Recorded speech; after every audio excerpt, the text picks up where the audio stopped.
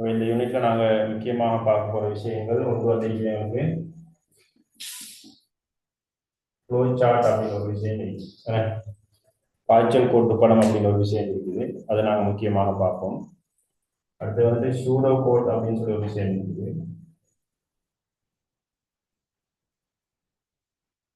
அடுத்து நாங்கள் பைத்தன் ப்ரோக்ராமிங்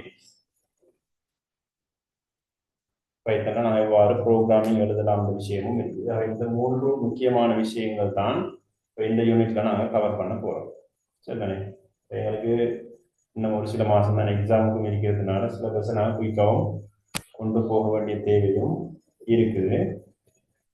இந்த விஷயங்கள் தான் நாங்கள் முக்கியமாக பார்க்க போகிற விஷயங்கள். ஆகவே இந்த 9ஆம் அழகுன்றது ஆக முக்கியமான ஒரு அழகாக இருக்கும். எக்ஸாமை பொறுத்த வரைக்கும் MCQ வரும், ஸ்ட்ரக்சர்லையும் வரும், எஸ்ஏ பகுதியிலையும் எங்களுக்கு ஒரு முழுமையான கேள்வி இந்த பாடத்துக்குள்ள வரும். நிறைய பேருக்கு வந்துட்டு ஏஎல்ஐசிடியில் கஷ்டமான யூனிட் எதுன்னு கேட்டால் என்ன 95 மாணவர்கள் சொல்ற பாடம் இந்த ப்ரோக்ராமிங்கிற பாடம். ஆகவே நாங்கள் வந்து அடிப்படையில் இது விலகி கொண்டு போனால் தான் எங்களுக்கு இலகுவானதாக இருக்கும். இடையில வந்தால் எங்களுக்கு விளங்காது. அவை முதலாவது கிளாஸ்ல இருந்து அதெல்லாம் இதில் பாடமாக்கக்கூடிய விஷயங்கள் இல்லை, எல்லாமே விளங்கி கொண்டு தான் போகணும். எவ்வாறு விளங்கி கொண்டு போனால் தான் இந்த யூனிட்டை கொண்டு போகலாம். இடையில வந்தால் விளங்கி கொண்டது கொஞ்சம் கஷ்டமாக இருக்கும். அடிப்படையில இருந்து நாங்கள் செஞ்சு கொண்டு போவோம். சரிதானே? ஏதாவது பிரச்சனைன்னு சொன்னால் நீ உடனே மைக் ஆன் பண்ணி கேளுங்க. டவுட்டோட கிளியர் பண்ணிட்டே தான் போகணும். அதே மாதிரி ஏதாவது வாய்ஸ் கிளியர் இல்லை அப்படின்னாலும் நீங்க சொல்லுங்க. சரியா? ரைட். அடுத்த மைக் ஆன் பண்ணி கதைக்கணும், டிஸ்கஸ் பண்ணிட்டு தான் போகணும் நாங்க. ரைட். இதில் ப்ரோக்ராமிங்ல ஏற்கனவே நாங்கள் ப்ரோக்ராம் ஒன்று படிச்சிருக்கோம். ஓஎஸ்க்கு நாங்கள் படிச்சிருக்கிறோம். ப்ரோக்ராம் அப்படின்னு ஒரு விஷயம் படிச்சிருக்கோம் தானே. செய்நிரல் அப்படின்னு ஒரு விஷயம் படிச்சிருக்கிறோம். ப்ரொசஸ் ஒரு விஷயமும் ஏற்கனவே படிச்சிருக்கோம். ப்ரொசஸ் ப்ரோக்ராம் அப்படின்னு ஒரு விஷயம் படிச்சிருக்கிறோம் தானே, ஞாபகம் இருக்குதா?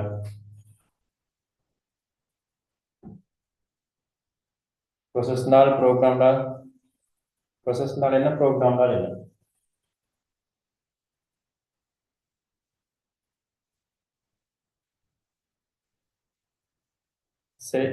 செய்நிரலுக்கு வந்து நாங்க செயலுக்கு வரைவிலக்கணம் படிச்சிருக்கோம் ஓஎஸ்ல. நிஷா ஞாபகம் இருக்குதா? ப்ரொசஸுக்கு வரைவிலக்கணம்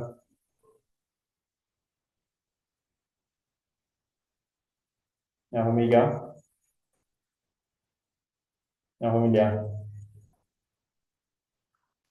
ப்ரோக்ராம் வந்து இயங்கு நிலையில் இருந்தால் தான் அதில் ப்ரொசஸ் சொல்லி சொன்னோம். என்ன மைக் ஆன் பண்ணிக்காதீங்க, பிரச்சனை இல்லை. சரிதானே? மைக் ஆன் பண்ணியே சொல்லலாம், செட்ல சொல்ல வேண்டிய அவசியம் இல்லை. மைக் ஆன் பண்ணி சொல்லலாம், பிரச்சனை இல்லை.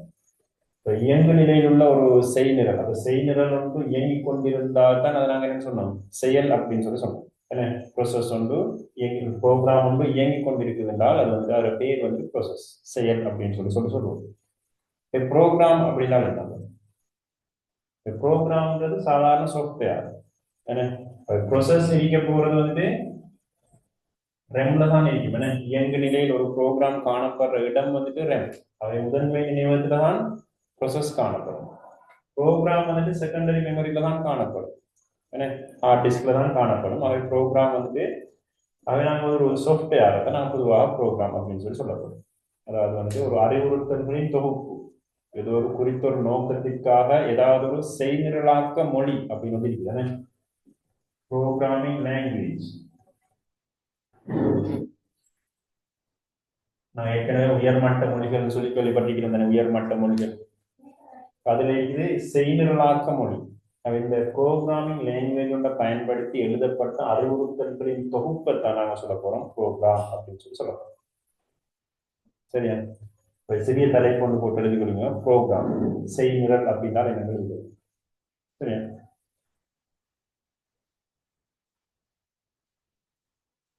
ப்ரோக்ராம் அது நான் சொல்லுவோம் செய்நிரல். செய்நிரல் அப்படின்னு சொன்னால் செய்நிரல்னால் என்னன்னு புரிஞ்சு கொள்ளுங்க. குறித்த ஒரு பணியினை நிறைவேற்றுவதற்காக குறித்த ஒரு பணியினை நிறைவேற்றுவதற்காக குறித்த ஒரு பணியினை நிறைவேற்றுவதற்காக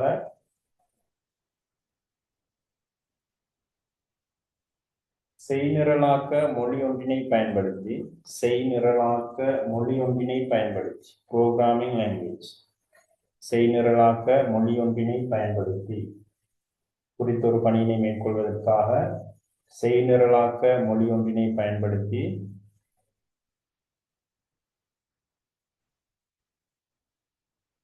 எழுதப்படும் அறிவுறுத்தல்களின் தொகுப்பு செட் ஆஃப் இன்ஸ்ட்ரக்ஷன்ஸ் அப்படின்னு சொல்லுவோம். அறிவுறுத்தல்களின் தொகுப்பு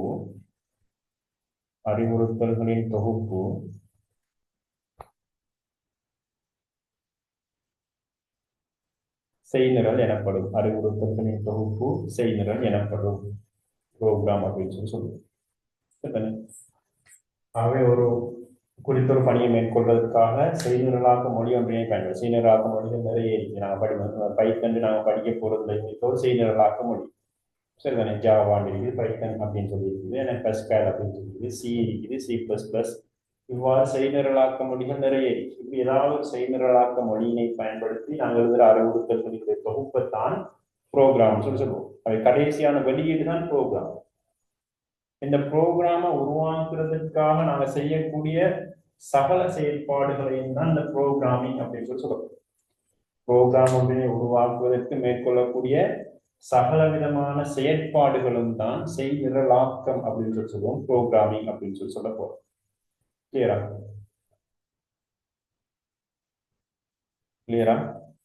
ப்ரோக்ராமிங் என்னது?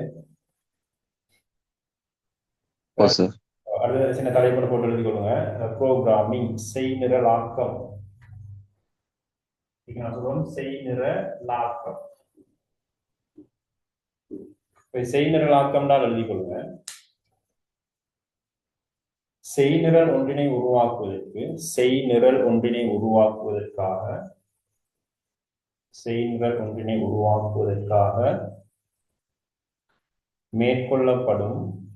மேற்கொள்ளப்படும் சகல விதமான செயற்பாடுகளும் செய்நிரலாக்கம் எனப்படும். அது ப்ரோக்ராம் உருவாக்குறதுக்காக நாங்கள் செய்யற எல்லா வேலையும் நாங்கள் கோடிங் எழுதுவோம், என்ன டெஸ்ட் பண்ணுவோம், அப்படியான எல்லா செயற்பாடுகளையும் நாங்கள் ப்ரோக்ராமிங் அப்படின்னு சொல்லி தான் சொல்லுவோம்.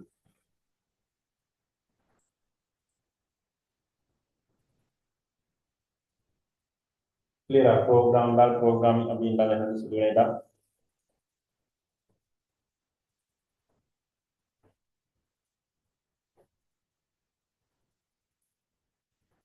அடுத்து நாங்கள் விஷயத்துக்கு போவோம். அடுத்து எங்களுக்கு கொண்டு இருக்குது அல்கோரிதம் அப்படின்னு ஒரு விஷயம் இருக்கு. அல்கோரிதம் அடுத்த தலைப்பு போடும்போது அல்கோரிதம்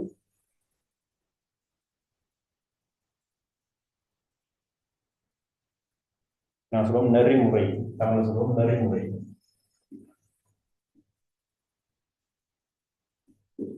அல்கோரிதம் நெறிமுறை அப்படின்னு சொல்லுவோம். நீங்க கேள்விப்பட்டீங்களா அல்கோரிதம் என்னன்னு?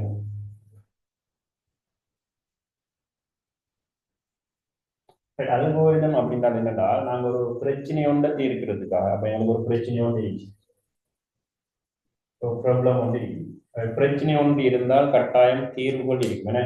ஒரு தீர்வு இருக்கலாம் அல்லது ஒன்றுக்கும் மேற்பட்ட தீர்வுகளும் காணப்படலாம். பிரச்சனை ஒன்றுக்கும் ஒரு தீர்வும் காணப்படையிலும் ஒன்றுக்கும் மேற்பட்ட தீர்வுகள் காணப்படவும் இயலும். அவ்வாறு பிரச்சனை ஒன்று காணப்படும் போது அந்த பிரச்சனைக்கான தீர்வுகள் இருக்கு, சொல்யூஷன்ஸ் இருக்கு, தீர்வுகள். அந்த பிரச்சனைக்கான தீர்வுகளை ஒரு படிமுறையாக காட்டுற விஷயத்தை தான் நாங்கள் அல்கோரிதம் அப்படின்னு சொல்றோம். பிரச்சனைக்கான தீர்வு ஒன்று அந்த தீர்வு ஒழுங்குமுறையாக நாங்கள் சொல்றோம். அந்த ஒழுங்குமுறையாக முதலாவது செய்யக்கூடிய விஷயம் இது, இரண்டாவது இந்த விஷயத்தை செய்யணும், மூன்றாவது இந்த விஷயத்தை தான் செய்யணும் அப்படின்னு சொல்லி அந்த பிரச்சனைக்கான தீர்வுகளை ஒரு ஒழுங்குமுறையில படிமுறையாக காட்டுறதை நான் சொல்லுவோம் அல்கோரிதம் அப்படின்னு சொல்லலாம். இப்ப தேநீர் ஊற்ற போறோம்னா முதலாவது என்ன செய்யணும்? சீனி எடுக்கணுமா, தண்ணி ஊற்றணுமா? ரெண்டாவது என்ன செய்யணும்? மூன்றாவது படிமுறை என்ன? நான்காவது படிமுறை என்ன? இறுதியாக எங்களுக்கு ஒரு சுவையான தேநீர் வருது அப்படின்னு சொல்லி ஒவ்வொரு படிமுறையாக காட்டணும். ஒரு நாங்கள் போஸ்ட் வந்து செய்ய போறோம்னா முதலாவது என்ன செய்யணும்? என்ன மேல கடிதத்தை எழுதணும், அதை மடிக்கணும், அதே போல நாங்கள் அப்படி கடித உரையில இடணும், என்ன அப்புறம் ஒட்டணும், என்ன செய்யணும், முத்திரை ஒட்டணும், அட்ரஸ் எழுதணும், போஸ்ட் ஆஃபீஸுக்கு கொண்டு போகணும், போடணும். அப்ப இந்த எங்களுக்கு கடிதம் ஒன்று நாங்கள் தபால் தான் எங்களோட பிரச்சனைனா அதுக்காக அதை செய்யறது அந்த பிரச்சனையை தீர்க்கிறதுக்கான அந்த தீர்வுகளை நாங்கள் என்ன செய்யறோம் படிப்படியா முதலாவது இரண்டாவது ஸ்டெப் பை ஸ்டெப்பா நாங்கள் எழுதக்கூடிய அந்த முறையை தான் நாங்கள் என்ன சொல்லுவோம் அல்கோரிதம் நெறிமுறை அப்படின்னு சொல்லுவோம். அல்கோரிதம் என்ன பண்ணிட்டா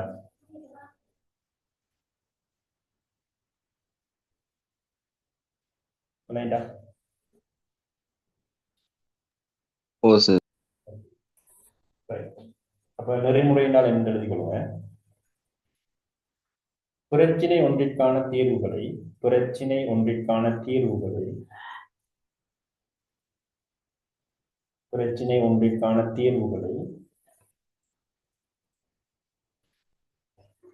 படிமுறையாக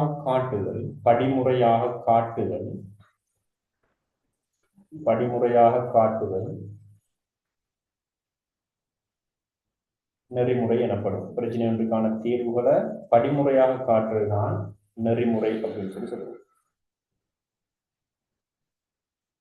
அல்கோரிதம் அப்படின்னு சொல்லி நான் இங்கிலீஷ்ல சொல்லுவேன். இவ்வாறு அல்கோரிதம் ஒன்று காணப்படும் போது இந்த அல்கோரிதம் 3 வகையான கட்டுப்பாட்டு கட்டமைப்புகள் ஒவ்வொரு அல்கோரிதமும் என்ன செய்யலாமா காணப்பட இயலும். சரியா? எவ்வளவு படிச்சாக்களும் கேள்விப்பட்டிருக்கீங்க. அப்ப நெறிமுறை ஒன்றின் 3 வகையான கட்டுப்பாட்டு கட்டமைப்புகள் காணப்படுது. யாராவது தெரிஞ்சாக எவ்வளவு படிச்சாங்க? நெறிமுறை ஒன்றின் 3 வகையான கட்டுப்பாட்டு கட்டமைப்புகள் சாமியில் என்ன படிச்சான எவ்வளவு?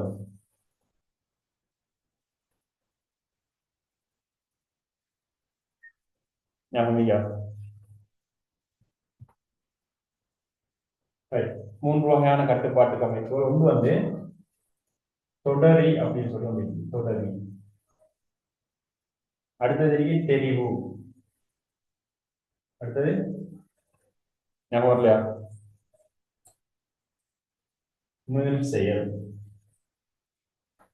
நெறிமுறை ஒன்றின் 3 வகையான கட்டுப்பாட்டு கட்டமைப்பு. நெறிமுறை ஒன்றின் கட்டுப்பாட்டு கட்டமைப்புகள் போட்டு எழுதிக் கொள்ளுங்க. நெறிமுறை ஒன்றின் கட்டுப்பாட்டு கட்டமைப்புகள் தலைப்படுத்தி எழுதிக் கொள்ளுங்க.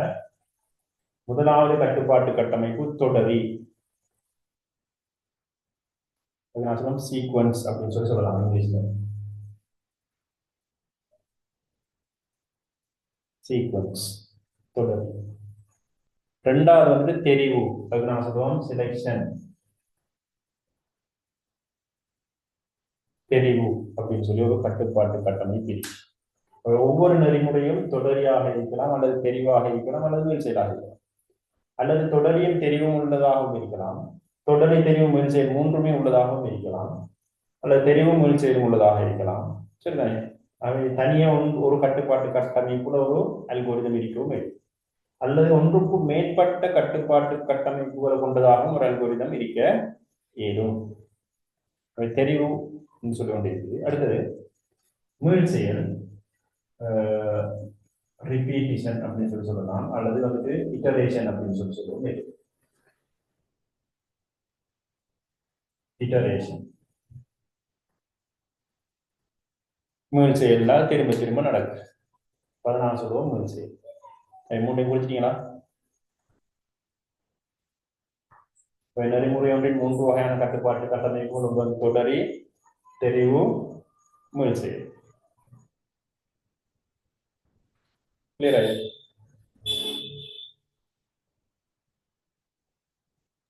ஓ சார். சின்ன தலைப்பு கொடுங்க. தொடரி அப்படின்னா என்னன்னு பார்ப்போம். தொடரி சீக்வன்ஸ். தொடரின்னு சொன்னால் ஒவ்வொரு படிமுறை இருந்தால் முதலாம் படிமுறையிலிருந்து இறுதி படிமுறை வரைக்கும் தொடர்ச்சியாக மேற்கொள்ளப்படுறதுதான் தொடர். நான் நீர்வீழ்ச்சி மாதிரி ஒன்று பார்த்தோம். 7வது நீர்வீழ்ச்சி மாதிரி முறை நிகழ்ச்சி மாதிரியத்துல ஒவ்வொரு படிமுறையும் முடிச்சதுக்கு பின்னால் ஒரு படிமுறை செஞ்சு கொண்டு போகும். அது மாதிரிதான் தொடரின்றது. தொடரின்னா ட்ரெயின். என்ன தமிழ்ல சொல்ல போனா ட்ரெயின். இந்த தொடரி அப்படின்னு சொன்னால் ஒரு படிமுறைக்கு ஒவ்வொரு படிமுறையாக தொடர்ச்சியாக மேற்கொள்ளப்பட்டு இறுதி படிமுறை வரும். இடையில எந்த ஒரு ரூட்டும் மாறாது. அப்படியான நெறிமுறை நான் சொல்லுவோம் தொடரி. தெரிவு செலெக்ஷன் தான் 2 ரூட் இருக்கும். அவை நாங்கள் தொடர்ச்சியாக ஒரு இடத்துல தான் போய் முடியும்னு சொல்லி இல்லை. இப்போ நாங்கள் அங்கே இருந்து ஒரு இடத்துக்கு போறோம், கொழும்புக்கு போறோம்னா கொழும்புக்கு போறது ஒரு ரூட் தான் இருக்குது. அந்த ரூட்லயே போய் கொழும்புல போய் முடிக்கிறோம். அப்படின்னா தொடரு. நான் போய்கிட்டு இருக்கிறோம், 2 தெரிவுகள் 2 ரூட் இருக்குது. சரிதானே? அவை 2 ரூட்ல ஏதாவது எந்த ரூட்ல போனாலும் போய் என்ன செய்யலாம், கொழும்புக்கு போய் அடையலாம். தெரிவொன்றிருக்கு, 2 சாய்ஸ் இருக்கலாம். மீள் சேர்ந்தால் எங்களோட குறித்த ஒரு விஷயம் நிறைவேற்ற முடியும் வரையும் அந்த நிபந்தனை ஒன்றை நாங்கள் திரும்ப திரும்ப செக் பண்ணி கொண்டிருப்போம் குறித்த ஒரு வேலையை முடிக்கும் வரை. அப்படியா இருந்தால் இட்டரேஷன், மீள் செயல் திரும்ப திரும்ப நடக்கும். லூப் அப்படின்னு சொல்லுவோம். நடந்ததுலேயே திரும்ப என்ன செய்யணும், செக் பண்ணணும். சரிதானே? லூப்பிங் அப்படின்னு சொல்லுவோம். குறித்த விஷயம் திரும்ப திரும்ப நடந்துட்டு இருக்கு. சரியா? லூப்பிங் அப்படின்னு சொல்லுது. மாநாடுன்னு ஒரு படம் பார்த்துருக்கீங்க, அதுல இந்த லூப்பிங் திரும்ப திரும்ப நடக்கிறது சொல்லியிருப்பாங்க. அது விளைஞ்ச என்னன்னு சொல்லி தொடரி, தெரிவு, முதல் செயல் இதை நாங்கள் படிப்போம். ஒவ்வொரு நெறிமுறை எழுதும் போதும் அது தொடரியா தெரிவா முதல் செயலான்னு சொல்லி பார்ப்போம். இப்போதைக்கு அடிப்படையான விஷயம் விளையாண்டா இந்த 3 வகையான கட்டுப்பாட்டு கட்டமைப்புகளும் கிளியரா? ஓ சார். தொடரில் போட்டிருந்தீங்க. நம்ம தொடரினால் என்னென்னு குறித்து கொள்வோம். நெறிமுறை ஒன்றிற்கான படிமுறைகள், நெறிமுறை ஒன்றிற்கான படிமுறைகள் ஆரம்பத்தில் இருந்து இறுதி வரை. நெறிமுறை ஒன்றிற்கான படிமுறைகள் ஆரம்பத்தில் இருந்து இறுதி வரை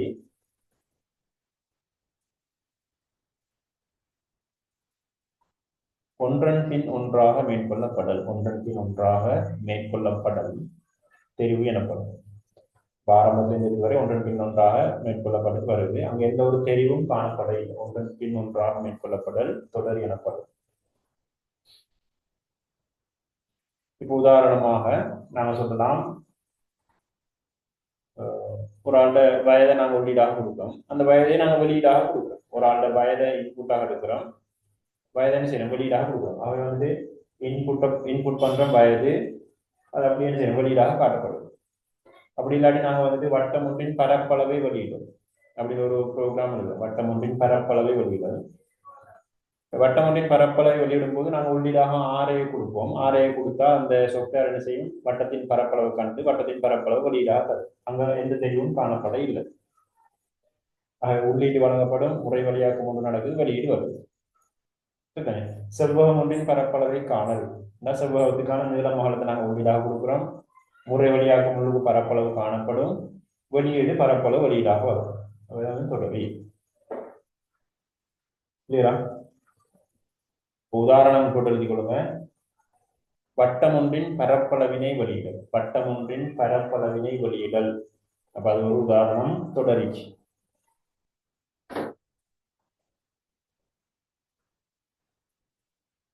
வட்டம் ஒன்றின் பரப்பளவினை வெளியிடல்.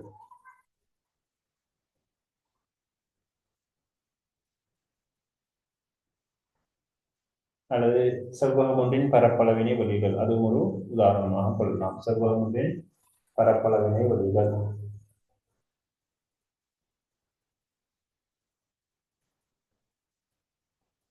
அடுத்த தலைப்பு போடுங்க, தெரிவு. செலெக்ஷன், தெரிவு.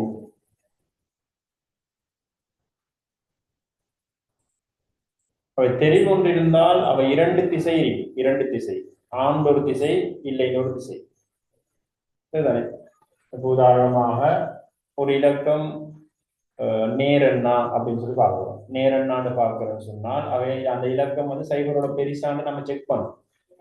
பெரிதாக இருந்தால் ஆண்ட திசையில போகும், இல்லையாக இருந்தால் இன்னொரு திசையில போகும். அது தெளிவு ஒன்று காணப்படும். குறித்தொரு நிபந்தனையின் அடிப்படையில வந்துட்டு இரு திசைகள்ல வந்துட்டு என்ன செய்யும், அந்த நெறிமுறை சென்று முடிவடையக்கூடிய சந்தர்ப்பம் இருக்கிறதுனா தெரிவுரை. குறித்தொரு நிபந்தனையின் அடிப்படையில் குறித்த ஒரு நிபந்தனையின் அடிப்படையில் தெரிவு கொள்ளுங்க. இரு திசைகளில்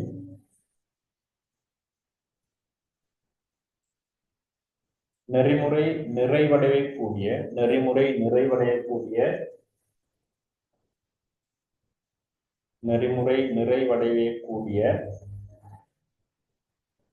சந்தர்ப்பம் காணப்படும்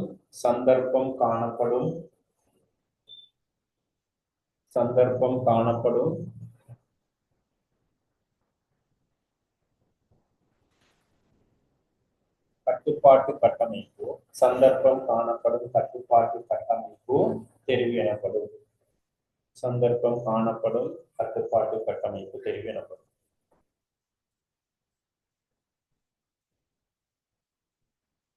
கிளியரா பாருங்க. அதுக்கு உதாரணம் எழுதி கொள்ளுங்க. ஓர் எண் சொல்லவா? நான் வந்துட்டு ஒரு நெறிமுறை குறித்தொரு வந்துட்டு ஒரு குறித்தொரு நிபந்தனை அல்லது தெரியும். குறித்தொரு நிபந்தனையின் அடிப்படையில் இரு திசைகளில் நிறைவடையக்கூடிய சந்தர்ப்பம் காணப்படும். நெறிமுறை என்ன குறித்தொரு நிபந்தனையின் அடிப்படையில் இரு திசைகள்ல வந்து நிறைவடையக்கூடிய சந்தர்ப்பம் காணப்படுறதுதான் தெரியும். ரெண்டு திசைகள் இருக்கலாம், ஆம் ஒரு திசையும் இல்லை ஒரு திசை இருக்கும். அதனால அது வந்து விரிவாகப்படுத்தி பார்ப்போம். உதாரணம் எழுதலாம். அது வந்து ஓரன் நேரெண்ணா மறை எண்ணா என வெளியிடும். ஓரன் நேரெண்ணா மறை எண்ணா என வெளியிடும்.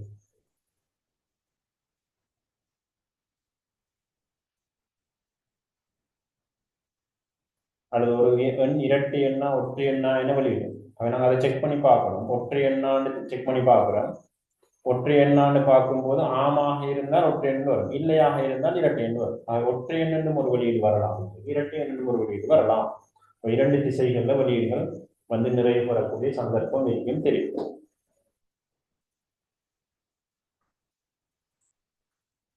அது கிளியரா தெரியும்?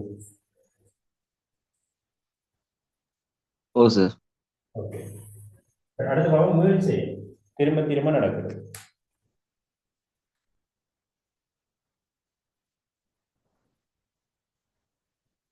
குறித்த ஒரு நிபந்தனை திருப்தியாகும் வரை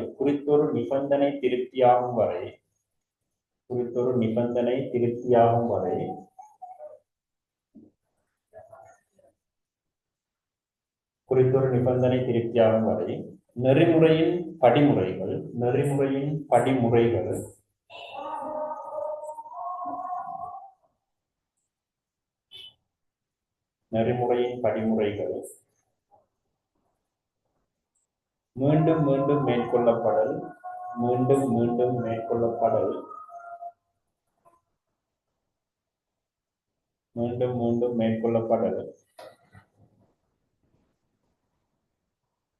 மேல் செயல் எனப்படும். வாங்க முடியும். கொஞ்சம் ஸ்டாப் பண்றேன்.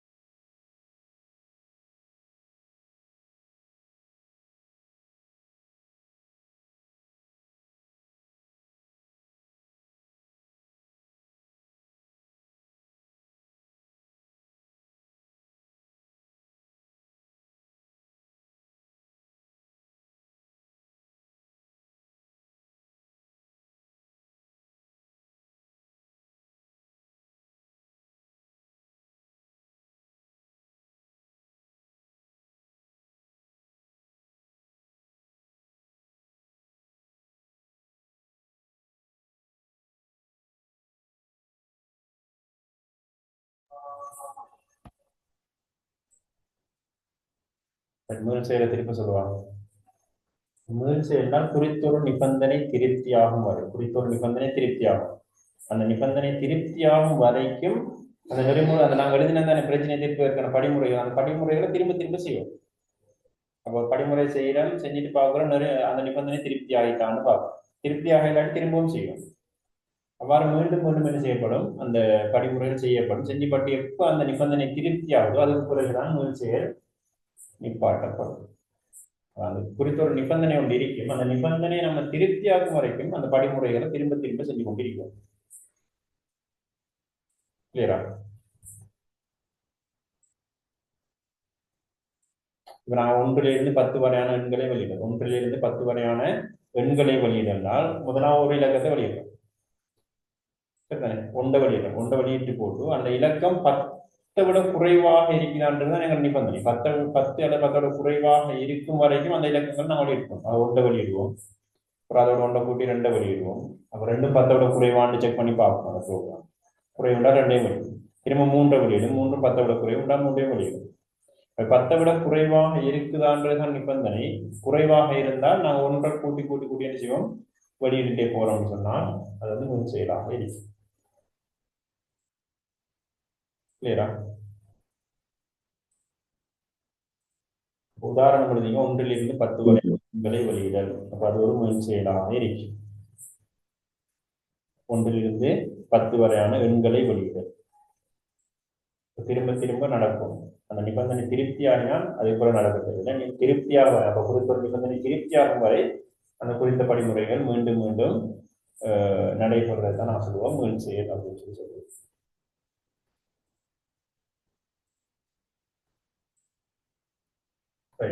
ஆகவே நெறிமுறை அப்படின்னால என்ன பார்த்தோம், ஏன்னா அல்கோரிதம்னால என்ன பார்த்தோம், பிரச்சனை வந்து தீர்க்கிறதுக்கான படிமுறைகளை நாங்கள் ஒழுங்குமுறையில காட்டுறது, படிமுறையாக காட்டுறது தான் அல்கோரிதம் அப்படின்னு பார்த்தோம். அல்கோரிதம் ஒன்று எழுதினால் பிரச்சனைக்கான தீர்வுகளை நாங்கள் வந்து 3 வகையான கட்டமைப்புகள் அந்த பிரச்சனைக்கான தீர்வுகள் காணப்படலாம். அந்த பிரச்சனைக்கான தீர்வுகள் அல்கோரிதம் வந்துட்டு தொடரியாக காணப்படலாம், தெரிவாக காணப்படலாம், அல்லது மீள் செயலாக காணப்படலாம், அல்லது வந்து அது அவற்றின் சேர்மானமாக காணப்படவும் ஏதும் அப்படின்றதுதான் விஷயம். அடுத்த பார்க்கிறோம், நாங்கள் அல்கோரிதம் இப்போ எழுத போறோம். பிரச்சனைக்கான தீர்வுகள் என்ன செய்ய போறோம், எழுத போறோம். அப்ப அந்த பிரச்சனைக்கு உண்டான தீர்வுகளை காண்றதுக்கான முறைகள்,